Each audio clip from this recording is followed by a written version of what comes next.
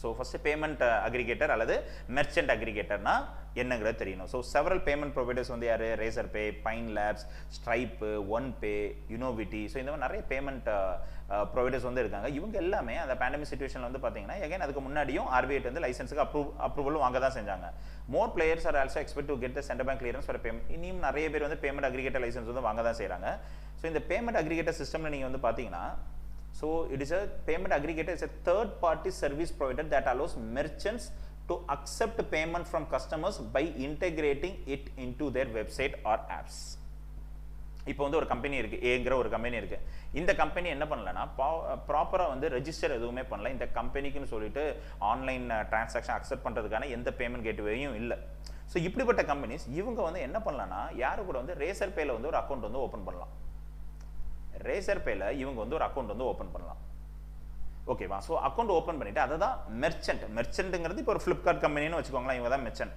இவங்க கிட்ட சப்போஸ் வந்து அந்த பேமெண்ட் பிளாட்ஃபார்ம் இல்லன்னு வைங்களா இவங்க Razorpay இந்த கம்பெனி கூட வந்து டை அப் பண்ணிரலாம் சோ இந்த company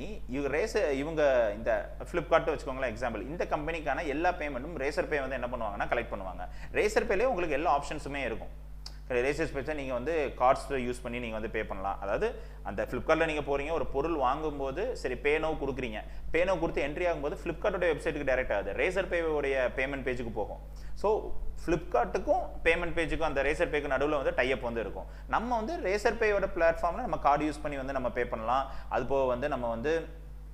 mobile banking internet banking use பண்ணி நம்ம வந்து பே பண்ணலாம் வாலெட் யூஸ் பண்ணி பே பண்ணலாம் இந்த மாதிரி நெட் பேங்கிங் எல்லாமே யூஸ் பண்ணி நம்ம வந்து பே பண்ணிக்கலாம் சோ நம்மளுடைய பேமெண்ட்டை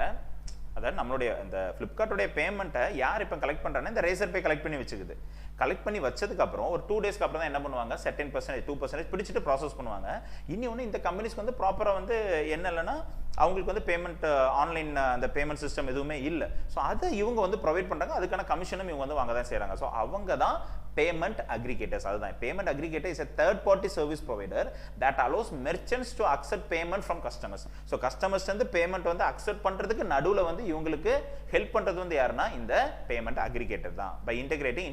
into their websites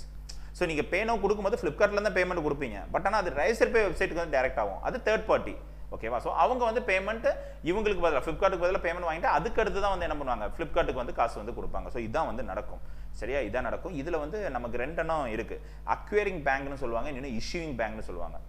சோ அந்த இதுல அக்வயரிங் பேங்க்ங்கிறது மெர்ச்சன்ட் எண்ட்ல இருக்கக்கூடிய பேங்க் சோ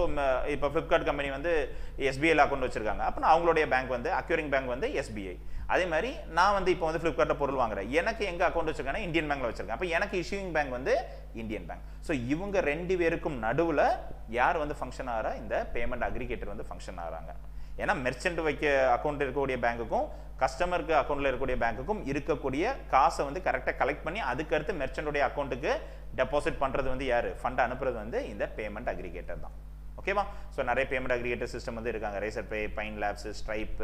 அது போக CC Avenue Cash Free PayU இந்த மாதிரி நிறைய பேமெண்ட் கேட்வே அக்ரிகேட்டர்ஸ் இருக்க தான் செய்றாங்க சோ பேமெண்ட் கேட்வே அக்ரிகேட்டரும் அக்கவுண்ட் அக்ரிகேட்டரும் சேம் கிடையாது அத கன்ஃபியூஸ் பண்ணிக்காதீங்க